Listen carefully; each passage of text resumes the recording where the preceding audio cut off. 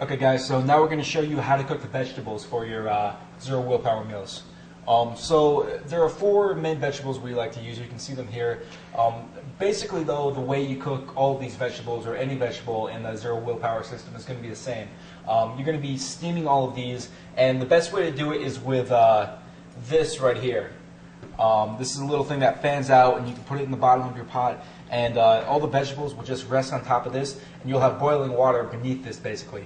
And the boiling water, the steam will come up, and you'll have a lid on the pot, so your vegetables are cooked by the steam. And this is the best way to do it, but if you don't have this, you can still steam your vegetables. All you have to do is put about 1 inch of water on the bottom of the pot, put your vegetables in, put the lid on, and they'll steam right up. And Dana, why don't you tell us where do you get these from? We actually, this one we picked up at Target. You know, it's pretty cheap. Target, Walmart, grocery stores even we usually have it. Pretty much anywhere you can get it from. Okay. And again, with the system, we like to steam our vegetables.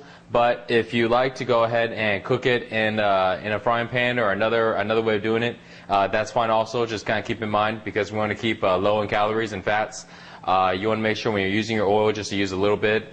And your seasoning, again, stay away from the starchy ones like all the sauces, things like that. What we like to do for our vegetables is use really similar seasonings to the meat, but we may not use like the steak ones or the chicken ones or the mesquites. You can if you like. Usually we just stick with something as simple as salt, pepper, garlic powder, or something like that. Usually we go ahead and put the vegetables in the pot first, and then we'll go ahead and season over it. And I guess we'll go ahead and get started cooking here. First thing we'll do is start off with our broccoli.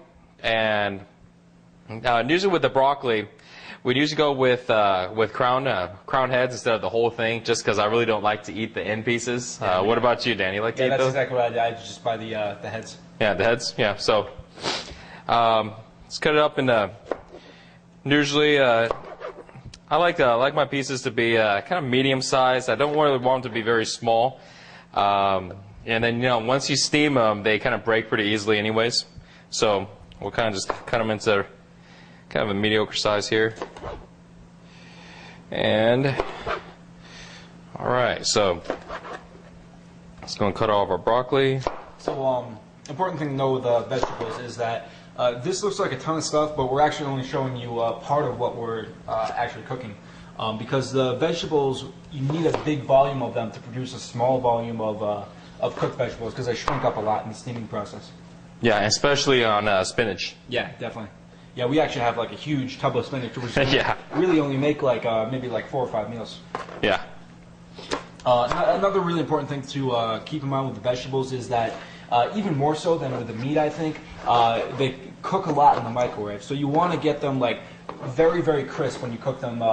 For the first time. And just keep in mind that you're really only cooking them, I would say, probably like 50-60% of the way, and the microwave is going to do the rest. All right, and another thing that really helps with that process is keeping the pieces big, like Mike is doing. When I first started, I used to chop them really, really small, but I find that in the microwave, pieces like that can kind of disintegrate. But bigger pieces, they're going to be still crisp, and they'll be soft, so you can break them up if you want. Yeah, broccoli sometimes turn into mush if you keep them too small, right? Yeah. So for me personally, broccoli is a staple vegetable.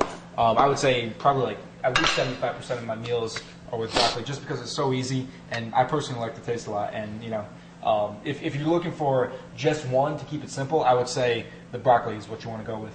Yeah. So now we're just going to go ahead and stick into the pot, and we'll start on the next one.